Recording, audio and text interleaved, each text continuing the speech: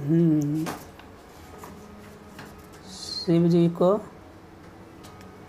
शिव जी से प्रश्न की ना, कौन? पार्वती जी, कि ये ज्ञान इतना दुर्लभ है, आप पक्षीराज को कैसे प्राप्त हो गया? तब भगवान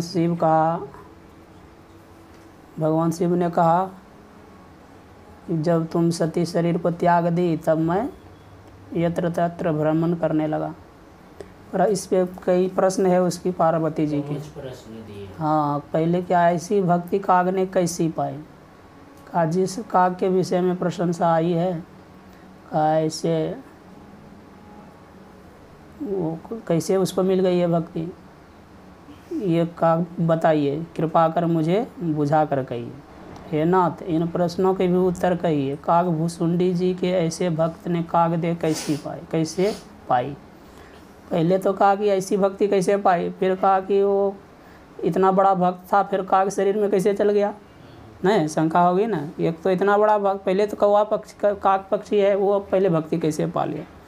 अगर इतना बड़ा भक्त था, ज्ञानी हो गया, तो फिर कौवा शरीर में क्यों गया? उसमें मिला के हो जाएगा 6। हाँ, का उसमें नहीं जाना चाहिए। और उसके बाद फिर आपने यह कथा कागभूषण कैसे सुनी?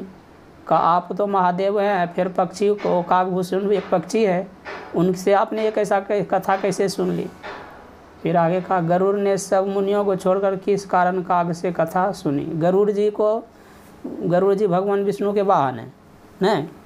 तो उसको बड़े बड़े ऋषि मुनि सब उनको जानते हैं, उनके पास जाना चाहिए। ये गरुड़ पक्षी के पास क्यों चले गए? और ये हो गया। और कह रहा है, काग और गरुड़ दोनों हरि भक्त का संवाद कैसे हुआ? ये है। फिर कहा, रामचरित कथा को काग ने कहाँ पाया? रामचरित के कथा को कौवा कहाँ पाया? वो कागभूषुंडी जी पार्वती के प्रश्न को सुनकर शिव जी कहने लगे। वही पहले प्रश्न यही था कि काग ने वो भक्ति कैसे पाई है, उसी का उत्तर ये है। ये जो कारागिरी सुमेरु उत्तर दिशा दूरी, वो कहा कैसे पाई, वो उसका उत्तर ये देगा।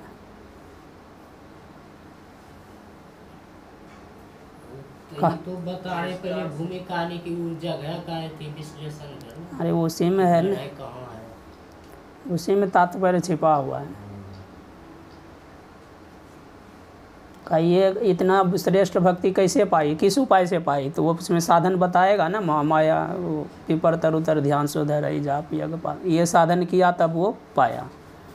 तो बिना गुरु का तो नहीं होगा, उसी में सब कुछ है इसमें दिया हुआ, समझे? बिना गुरु के नहीं होगा। तो इसी का ये उत्तर, पहले प्रश्न का ये उत्तर है। और आगे फिर उसका जन्म कैसे काग शरीर कैसे पाया, फिर उसका जन्म की कथा शुरू होगी, समझे? हाँ, फिर गरुड़ को तीसरा प्रश्न में क्या था, कागदे कैसे पाया, उसमें जन्म कथा कहेगा। जाए वो पहले ब्राह्मण था, फिर वो ऋषि, फिर अयोध्यापुरी में ब्राह्मण था, फिर शरीर छूट गया, फिर उज्जैन में जा कर के वो एक शूद्र के यहाँ जन्म लिया, फिर उसकी किसी को गुरु बनाया, फिर अपमान कर दिया उनका, फिर उसको श्राप दिया, अजगर हो गया, फिर अजगर शरीर छूट गया जल्दी से, फिर ब्राह्मण शरीर मिला, फिर वो लोमस मुनि का अपमान किया तो श्राप दिया कि जा कौवा की तरह बोलता है, इसलिए कौवा बन जा। तो उससे वो कौवा बन गया। हाँ, फिर गरुड़ जी का है कथा कैसे सुने, कागभूषुंडी से गरुड़ जी कैसे कथा सुने, नहीं? कागदे हो गया, अपने यह कथा कहे भगवान शिव को कहा आपने कागभूषुंडी से कथा कैसे सुनी?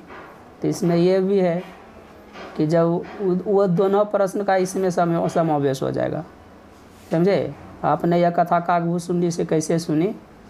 तो इसमें पहले तो यही इसी कहा है कि जब तुम विकल हो गया, तो तुम्हारे कारण जब मैं विकल हो गया, तत्र तत्र भटकने नहीं लगा, मंगल भ्रमण करने लगा तुम्हारे विरह में।